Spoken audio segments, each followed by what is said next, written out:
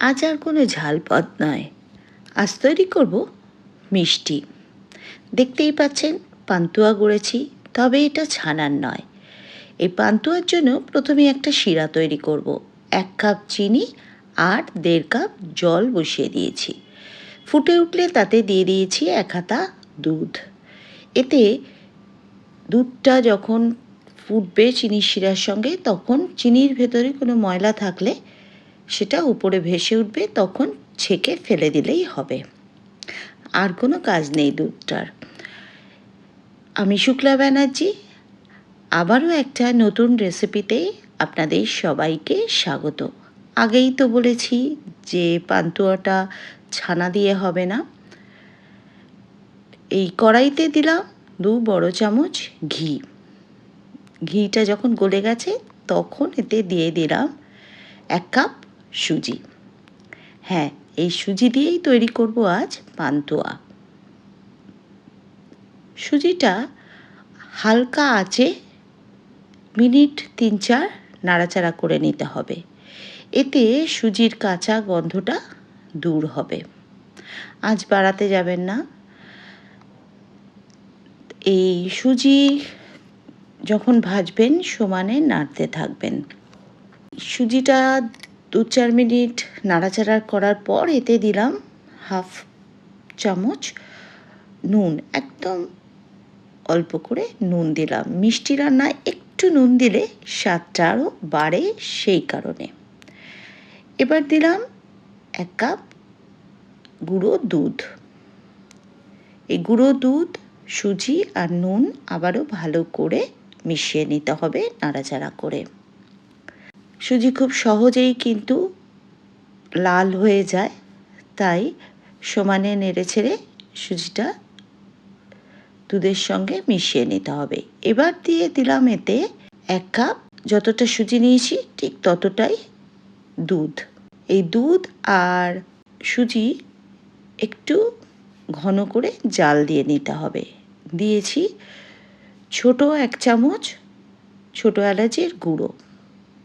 এবার মিশিয়ে নিয়েছি সব। দেখুন একটা ডো তৈরি হয়েছে। ভালো করে নামিয়ে গরম অবস্থাতেই কিন্তু এটা মাখতে হবে। আর মাখার আগে হাতে একটু ঘি মাখিয়ে নেবেন, তাহলে এই পান্তুয়াগুলো গড়তে সুবিধা হবে। গরম আছে, কিন্তু ঠান্ডা হলে আর এটা ভালো করে মেখে ঠিক করে আকার দেওয়া যাবে না। একটু গরম থাকতে থাকতেই নাড়ুর মতো গড়ে নিতে হবে। ভিডিওটা শেষ পর্যন্ত দেখে যদি ভালো লেগে থাকে আর নতুন নতুন রেসিপি যদি দেখতে চান, তাহলে অবশ্যই ফলো বা সাবস্ক্রাইব করে আমার পাশে থাকার চেষ্টা করবেন। আর লাইক, কমেন্ট, শেয়ার সেটা কোনোভাবেই করতে ভুলে যাবেন না। এতে আমার আরও উৎসাহ বাড়বে। এইভাবে একটা একটা করে গোল গোল আকারে এই সুজিটাকে গড়ে নিতে হবে। এর মধ্যে আপনারা চাইলে একটু কাজু বেটেও দিতে পারেন, তাতেও আরও স্বাদ বাড়ে। আর ভেতরে যখন পান্তুয়াটা গড়বেন একটা করে নকুলদানাও দিয়ে দিতে পারেন। আমি আর ওইসব কিছু দিলাম না, কারণ আমার কাছে নকুলদানা ছিল না, তাই। না হলে অন্য সময় কিন্তু আমি একটা করে নকুলদানা ভরে দেওয়ার চেষ্টা করি। এবারে সাদা তেলে এই পান্তুয়াগুলো ভেজে নিতে হবে। ঘিতে যদি ভাজেন তাহলে আরোই ভালো। অল্প আছে লাল লাল করে এগুলোকে ভেজে নিতে হবে একটু ধৈর্য ধরে। এই পান্তুয়া বাড়িতে থাকা উপকরণ দিয়ে ঝট করে তৈরি হয়ে যায়, আর খেতেও ভীষণ সুস্বাদু হয়। একটা অন্য রকমের স্বাদ আছে। আর সুজিতে যা যা উপকরণ পড়ে মোটামুটি সেইভাবেই তো সুজিটাকে আগে তৈরি করে নেওয়া হয়েছে। তারপর এটা পান্তুয়ার আকারে গড়ে নিয়ে ভেজে নেওয়া। দেখুন মোটামুটিভাবে এই পান্তুয়াগুলো ভাজা হয়ে এসেছে।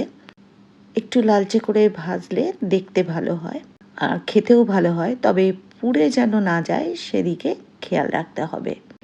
এই পান্তুয়া অবশ্যই একবার বানিয়ে দেখতে পারেন, আশা করি ভালো লাগবে। আর যদি ভালো লাগে তাহলে আমাকে জানাতে কিন্তু ভুলবেন না। একটু ধৈর্য সহকারে বানাবেন। সুজি কিন্তু খুব বেশি জাল দিলে বা ভাজলে শক্ত হয়ে যাওয়ার একটা ভয় থাকে। তাই অল্প আঁচে এই পুরো পদ্ধতিটা করার চেষ্টা করবেন। এইবার এগুলোকে, যে রসটা তৈরি করে রেখেছিলাম সেটা অল্প উষ্ণ অবস্থায় এই পান্তুয়াগুলো এতে দিয়ে দিলাম। 4-5 ঘন্টা ভিজিয়ে রেখেছিলাম। এবার রস থেকে তুলে পরিবেশনের পালা। পান্তুয়া তো তৈরি হয়ে গেল। এবার আপনাদের মতামত জানার অপেক্ষায় থাকলাম। আর এতক্ষণ যারা আমার সাথে থাকলেন তারা অবশ্যই বরাবরের জন্য সাথে থাকার চেষ্টা করবেন, আর তাদেরকে অসংখ্য ধন্যবাদ।